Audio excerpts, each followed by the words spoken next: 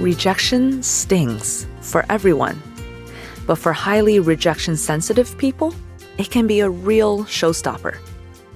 Today, let's talk about a few surprising things about rejection and how it can affect us. Welcome back to Savvy Psychologist. I'm your host, Dr. Jade Wu. Every week, I'll help you meet life's challenges with evidence-based research, a sympathetic ear, and zero judgment. Remember the first time you asked someone out? Whether it was in middle school or well into adulthood, I bet it was at least a little bit nerve-wracking. What if they say no? Worse, what if they make fun of you or show pity? What if they make it seem like it was ridiculous even for you to ask? These hypothetical nightmare scenarios make even the bravest of us fear rejection. But in general, we don't walk around expecting people to reject us. We're also not constantly on the lookout for clues that rejection is about to happen. But for some people, rejection appears to be around every corner. They anxiously expect, readily perceive, and intensely react to rejection or possible rejection.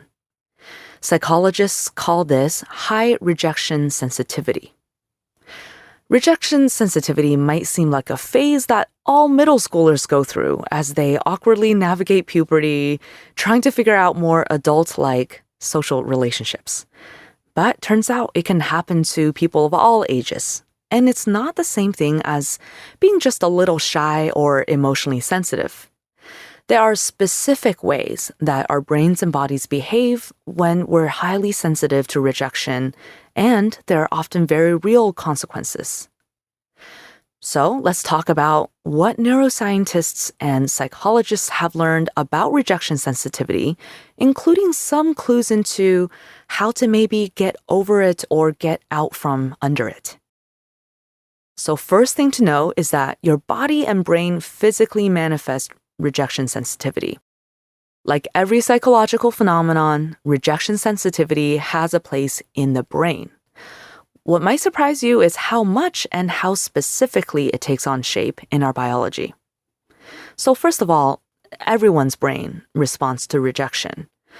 During a brain imaging study, participants' emotion processing brain areas were activated when they looked at pictures showing rejection, compared to when they looked at pictures showing acceptance or just random abstract shapes.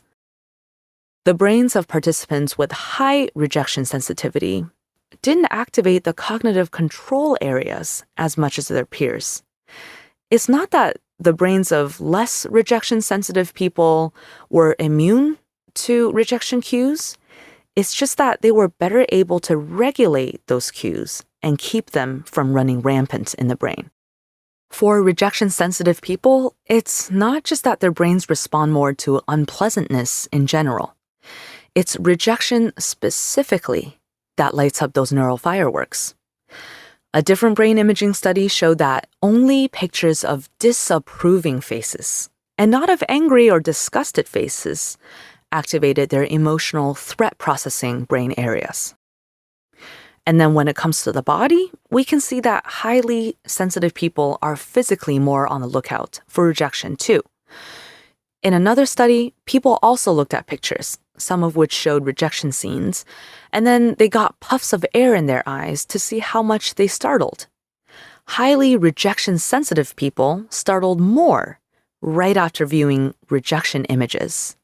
So this shows that the idea of rejection makes their bodies automatically shift into a higher defensive mode. So we know that rejection sensitivity very much activates the body for defense. And we also know that it's associated with more than just social anxiety. So when we think of people who are sensitive to rejection, we probably think of someone who's socially anxious, perhaps someone who is shy, afraid of public speaking, or nervous about making the first move in social situations. And rejection sensitivity is indeed associated with social anxiety. Now, it may be less obvious that rejection sensitivity is also more common among people who have other psychological disorders, including eating disorders, body dysmorphia, ADHD, borderline personality disorder, and impulse control disorders like online gaming addiction. This doesn't mean, obviously, that someone with high rejection sensitivity necessarily has these disorders.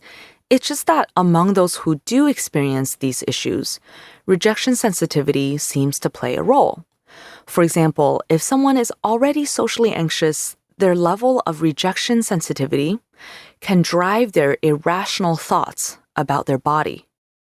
Now, these thoughts can snowball and become severe enough that they end up being body dysmorphic disorder. So then, how does this play out in daily life? Well, another thing we know about rejection sensitivity is that it feeds a vicious cycle that makes you actually more rejected. So that's the toughest thing about rejection sensitivity. It feeds itself. Think about this. If someone is always on the lookout for rejection and has a bigger physical and emotional reaction to rejection cues, they're more likely to be tense, defensive, sad, angry, or withdrawn. Would you rather hang out with someone like this? Or with someone more relaxed and more able to have fun? This is a vicious cycle that highly rejection-sensitive people find themselves in. The more they're sensitive, the more they elicit actual rejection from others. And that fulfills their rejection prophecy and leads to more rejection sensitivity. One study tested this vicious cycle hypothesis. The researchers found that among couples, relationships involving highly rejection-sensitive people were more likely to have broken up a year later. They also found that rejection-sensitive women specifically engage in more negative behaviors after a relationship conflict, such as being hostile, denying responsibility, putting their partner down, or making negative assumptions about their partner. Their partners, in turn, become angrier than the partners of women who are low on rejection sensitivity. This shows how conflict can more easily escalate if one partner is sensitive to rejection. So for men, it can actually drive violence. Women are not the only ones who can be highly sensitive to rejection and affected by it in a relationship, but men might respond to it differently. Men who are sensitive to rejection may try to protect themselves, knowingly or not, in two ways. Either they withdraw and become less invested in relationships, so they become less vulnerable to rejection, as in, I don't care if he or she doesn't like me. Or they become more invested in finding a partner and keeping them attached, as in, I'll work hard not to let them reject me. One study involving male college students found that among those who are sensitive to rejection, low investment in relationships predicted being more withdrawn and avoidant, which is not surprising. But those who are both highly rejection sensitive and highly invested in relationships were more likely to engage in dating violence. Of course, not all rejection sensitive men who are involved in their partners commit relationship violence. But rejection sensitivity could be one piece of the puzzle explaining why some men are controlling or aggressive towards their partners. So now we can see that rejection sensitivity is actually no small deal. It can really affect us physically, emotionally, in terms of our relationships, and that it kind of drives its own vicious cycle. So let's end on a more hopeful note and talk about how we might be able to overcome rejection sensitivity. And that's the last topic that we'll talk about today, which is learning to delay gratification and become mindful might help to ease the rejection sensitivity cycle. One study of children found that even for those who are highly sensitive to rejection, their ability to delay gratification protected them from the detrimental effects of this sensitivity 20 years later. The children showed their ability to delay gratification by turning down one marshmallow now to get 2 marshmallows later. Perhaps if we adults practiced this type of self-control, we can work the muscles in the brain areas that activate to regulate emotional impulses.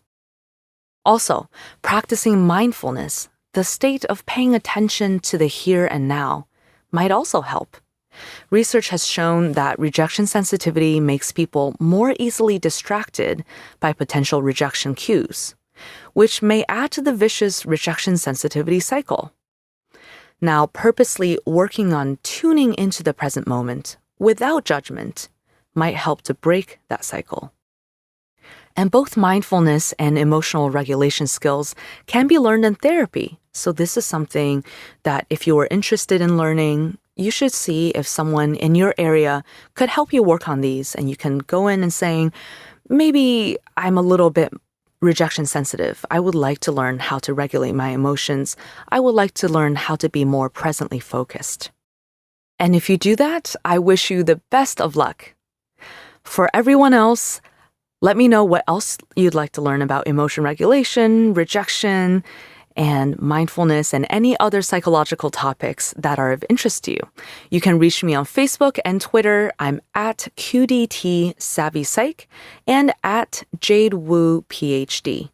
If you'd like psychology tips delivered straight to your inbox, subscribe to the Savvy Psychologist newsletter. You can also make sure you don't miss an episode by subscribing on Apple, Spotify, or wherever you get your podcasts.